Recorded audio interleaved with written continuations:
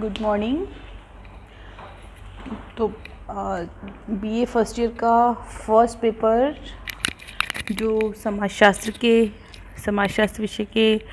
जो basic concepts हैं उनके बारे में जो बात करता है और समाजशास्त्र का क्या अर्थ है, समाज का क्या अर्थ है, इन सब पक्षों के बारे में बात करता है।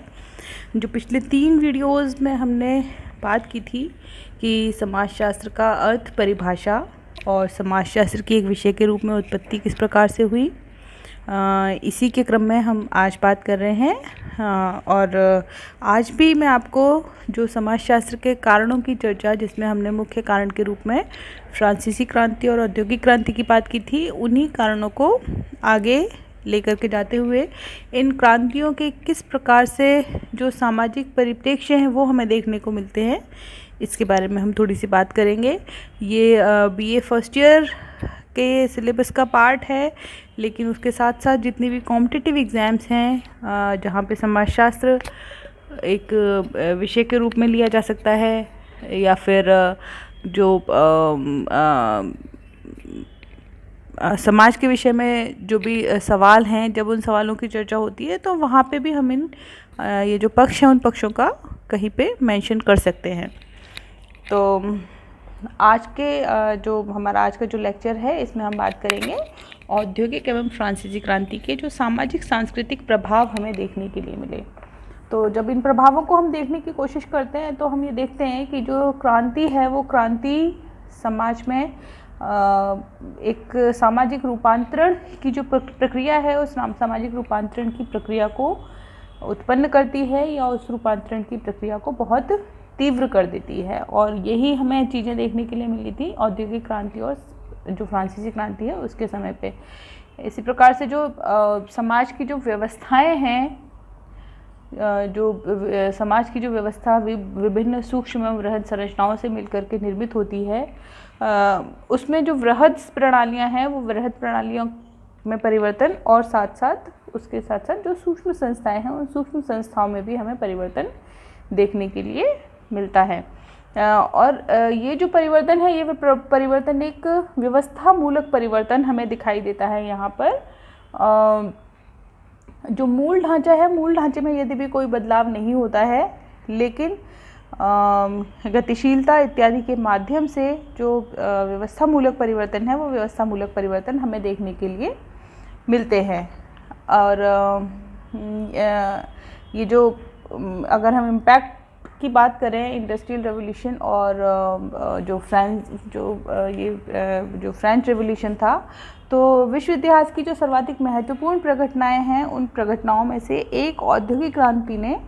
न केवल जनसंख्या की जीवन स्थिति को गुणात्मक रूप से परिवर्तित किया, अपितु उसने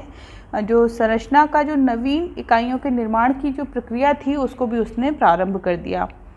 फ्रांस की राज्य क्रांति की भांति औद्योगिक क्रांति ने भी सामंतवाद की व्यवस्था में विखंडन की जो स्थितियां थी उनको उत्पन्न किया,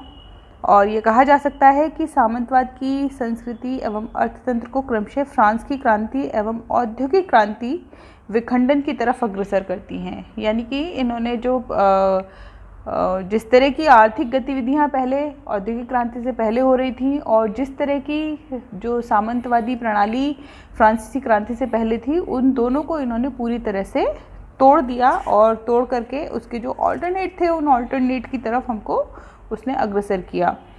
औद्योगिक क्रांति ने मनुष्य के वर्चस्व को प्रकृति पर स्थापित कर दिया, यानी कि नेचर जो हमको डोमिनेट करती थी, अब हमने नेचर को काफ़ी हद तक कंट्रोल करना सीख लिया, और जिसे हम वंशानुगतता पर पर्यावरण के नियंत्रण की संज्ञा दे सकते हैं। ठीक है, जो हमारी जो हायरार्की है, उस हायरार्की ने जो एनवायरनमेंट था उस एनवायरनमेंट को कंट्रोल कर लिया। मशीन आधारित उत्पादन, शारीरिक श्रम की उपादेयता में ह्रास, आवश्यकताओं की पूर्ति के लिए अनेक एवं वैकल्पिक साधनों की उपलब्धता, बाजार की उपस्थिति एवं एक अंतर्राष्ट्रीय संस्था के रूप में बाजार का विकास, औद्योगिक विकास पर केंद्रित औपनिवेशीकरण की प्रक्रिया, और राजनीतिक मूल्यों का विकास जो औद्योगिकरण केंद्रित सामाजिक शक्तियों को समर्थन प्रदान करते थे, ये सब हमें परिणाम के रूप में दिखाई देते हैं। इसी प्रकार औद्योगिक पूंजीवाद का उद्भव एवं विकास पूंजीपति, अर्ध पूंजीपति एवं सर्वहारा की उत्पत्ति एवं इनका विकास, अधिशेष उत्पादन एवं अधिशेष समय का उभार जिसने अंत्यक्रिया के क्षेत्र में नए सामाजिक सांस्कृतिक स्पेस परिवेश उत्पन्न किए, तार्किकीकरण की प्रक्रिया के महत्व में वृद्धि हुई, जीवन स्तर एवं जीवन गुणवत्ता की जो निर्णायक इकाइयों में गतिशीलता हमें देखने के लिए मिली, विज्ञान के सिद्धांतों के महत्व में वृद्धि हमें दिखाई देती है, औद्योगिकरण, नगरीयकरण एवं प्रवसन का आधारभूत प्रक्रियाओं के रूप में उभार, और विभिन्न वर्गों के मध्य अंतर्विरोधी हितों की उपस्थिति के कारण समाजवाद की विचारधारा का उद्भव। जो नए राजनीतिक परिप्रेक्ष्य हैं वो नए राजनीतिक परिप्रेक्ष्य यहाँ उभरते हुए हमें दिखाई देते हैं। एवं विकास, नवीन अभिजन समूहों के निर्माण, औद्योगिक अभिजन, प्रशासकीय अभिजन, यौद्धिक अभिजन, सैन्य अभिजन, शक्ति अभिजन एक्सेट्रा, और अवसर संरचनाओं के विभिन्न क्षेत्रों में प्रतियोगिता की प्रक्रिया का महत्वपूर्ण रूप से उभार, स्वचालितीकरण, आर्थिक लोकतंत्र जिसने तार्किक व्यक्तिवाद, समानता, स्वतंत्रता, उपलब्धि, योग्यता एवं विशिष्टीकरण को नवीन अर्थ प्रदान किए, मानवीय मूल्यों से निर्देशित समाज के निर्माण के लिए सामाजिक आंदोलनों का तीव्र उभार, युद्ध उद्योग का तीव्र गति से विकास जिसने साम्राज्यवाद को उत्पन्न किया, उत्पादन के प्रभावी साधनों के रूप में शिक्षा या ज्ञान एवं प्रौद्योगिकी का उभार, तथा सामाजिक अंत्यक्रिया एवं सामाजिक संबंधों के क्षेत्र में प्रौद्योगिकी के नियंत्रण जो संबंधों के व्यवसायीकरण एवं संबंधों के पेशेगत चरित्र को आधार देते हैं। औद्योगिक क्रांति के वो परिणाम हैं जिन्होंने समाज वैज्ञानिकों एवं समाज दार्शनिकों को प्रेरित किया कि वे समाज के नवीन उपागमों के साथ जैसे तुलनात्मक उपागम इत्यादि के आधार पर इनकी व्याख्या करें। तो ये इतने जो हमारे सामने जो नवीन परिप्रेक्ष्य हमें दिखाई दे रहे हैं, चाहे ये हमें पूंजीपति, अर्ध पूंजीपति, सर्वहारा के रूप में जो नए वर्ग हमारे सामने उत्पन्न उभरते हुए हमें दिखाई देते हैं, तार्किकीकरण जिसमें जो कार्य कारण परिणाम है उसके ऊपर या कार्य कारण संबंध है या कारण परिणाम संबंध है, इसके ऊपर जोर दिया जाने लगा। और इसने जो क्यों जैसे जो सवाल हैं वो क्यों जैसे सवाल हमें उत्पन्न करने सिखाए। इससे पहले हम क्यों की बात नहीं करते थे और हमें जो आदेश दे दिया जाता था, यदि हम एक सामंतवादी प्रणाली में देखें तो एक शासक के रूप में हम आदेश दिया करते थे और एक जो उसका जो सर्वहारा था या फिर जो उसका दास था उसके रूप में हम सिर्फ आज्ञाओं की पालना किया करते थे। लेकिन हमारे पास हमें क्यों जैसे सवाल करने का अधिकार हमारे पास नहीं था। इस तरह के जो पक्ष हैं ये पक्ष हमारे सामने ये जो क्रांतियाँ हुई इन क्रांतियों के बाद हमें देखने के लिए मिलते हैं।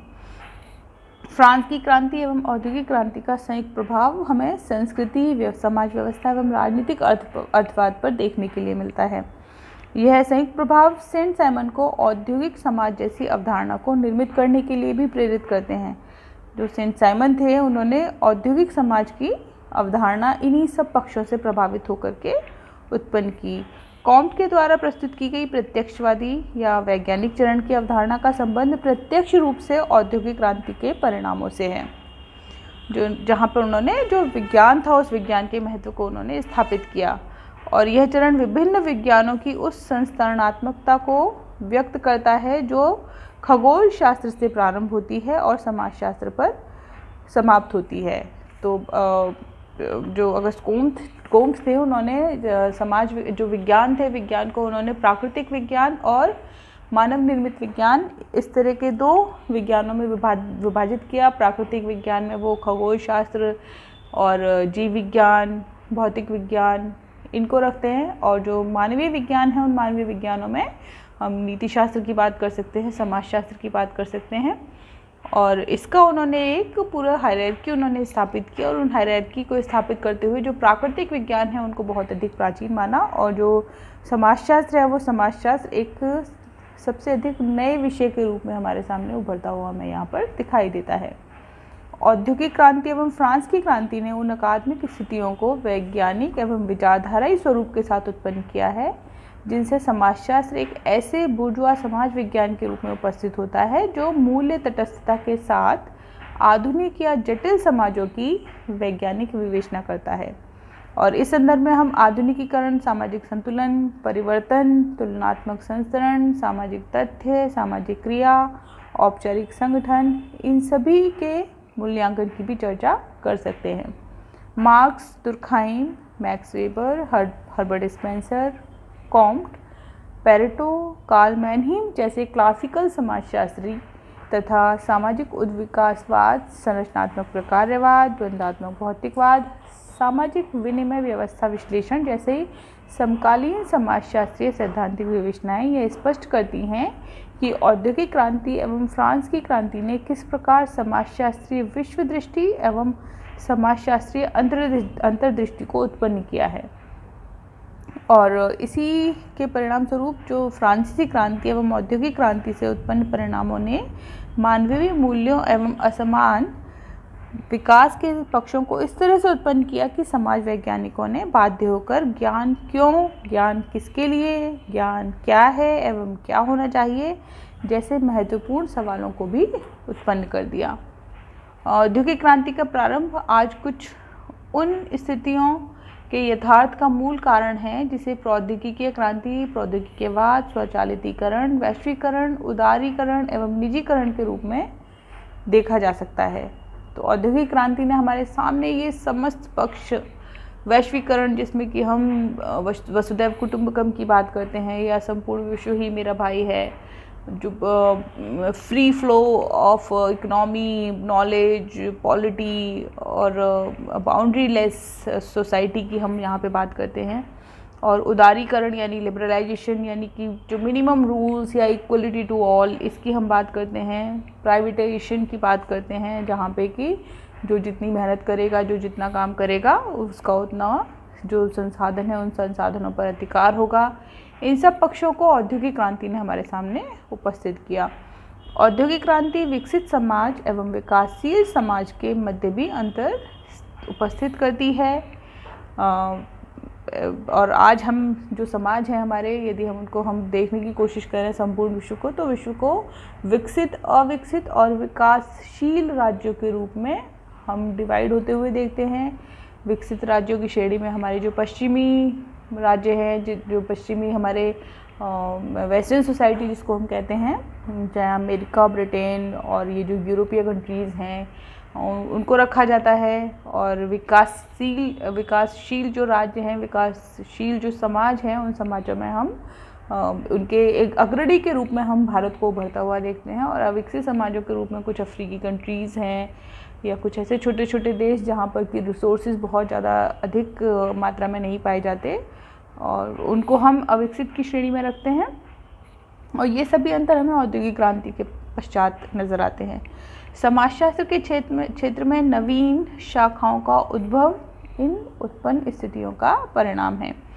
और इस प्रकार यह कहा जा सकता है कि औद्योगिक क्रांति की कार्य कारणताओं की चर्चा किए बिना समाजशास्त्र की उत्पत्ति एवं विकास तथा समाजशास्त्र की रचना एवं विरचना की जो व्याख्या है वह व्याख्या हम नहीं कर सकते हैं। तो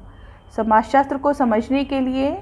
हमें इन सब पक्षों को भी समझने की ज़रूरत है। और समाजशास्त्र ने किस प्रकार से एक जो दो क्रांतियाँ जो ये हुई, उन क्रांतियों ने किस प्रकार से जो समाज के, चाहे छोटा कोई पक्ष है, चाहे कोई मध्यम स्तर का है, चाहे कोई बृहद पक्ष है, प्रत्येक पक्ष को इसने प्रभावित किया। और प्रभावित करके इन्होंने एक नई प्रकार की जो व्यवस्था थी, नए प्रकार के जो ऑल्टरनेट थे, उन ऑल्टरनेट्स को हमारे सामने उपस्थित किया। तो आई थिंक कि सोशियोलॉजी एक सब्जेक्ट के रूप में किस प्रकार से इमर्ज हुआ, इसको अब हम ये हमारे जो 3-4 वीडियोस हमने बनाए इसके माध्यम से आप लोग बहुत अच्छी तरह समझ गए होंगे। फिर भी यदि कहीं कोई कन्फ्यूज़न आपको होता है, आपके जो सवाल हैं इससे संबंधित, तो उनको आप आपका जो कमेंट बॉक्स है, आप कमेंट बॉक्स में आप लिखिए और मैं उनको आपको क्लियर करने की कोशिश करूँगी। Thank you.